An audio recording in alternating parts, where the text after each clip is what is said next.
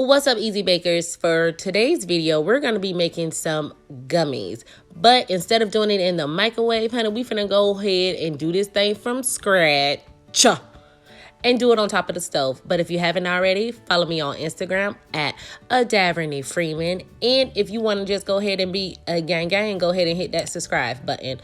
So let's go ahead and jump into the video. So I'm taking 2 Jello flavors and mixing them together to make a total of 6 ounces. I am a lemon strawberry lemonade type of girl. Do you understand me? So I'm taking 3 ounces of some strawberry Jello and 3 ounces of some Starburst lemon flavored Jello, and I'm just going to mix that together. And if you already have your box Jello, you don't have to do all this, but if you want to customize your flavor, that's what you want to do.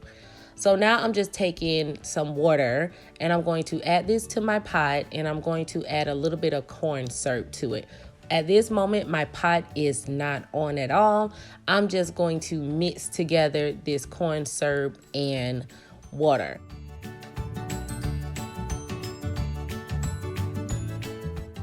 Now I'm going to add some unflavored gelatin and my Jello mixture that I just used. Whisk that together just to make sure that everything is incorporated, and let that sit with the stove off for 5 to 10 minutes just until it blooms up, okay?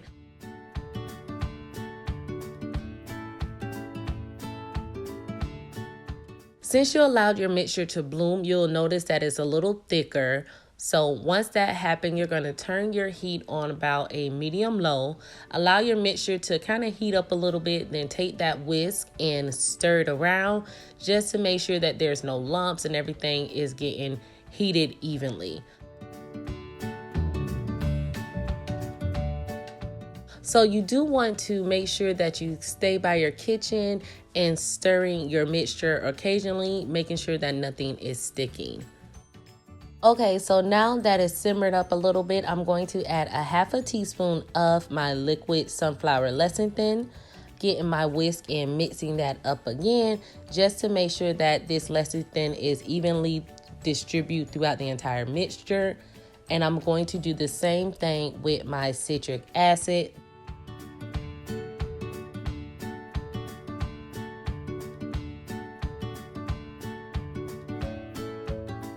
So you're going to go ahead and allow this to continue to simmer while stirring it. And once you start to get a layer of foam on the top of your Jello, you can clarify it. So this step is optional. You do not have to do this, but I think that it just shows a prettier gummy.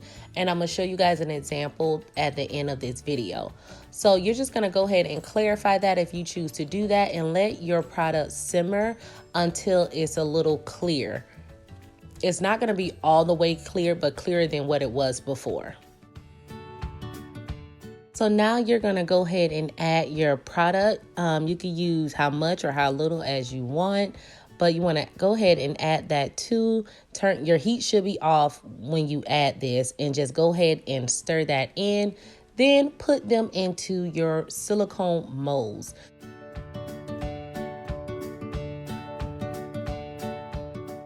So easy bakers, these gummies will set in 1 hour just by sitting on the counter.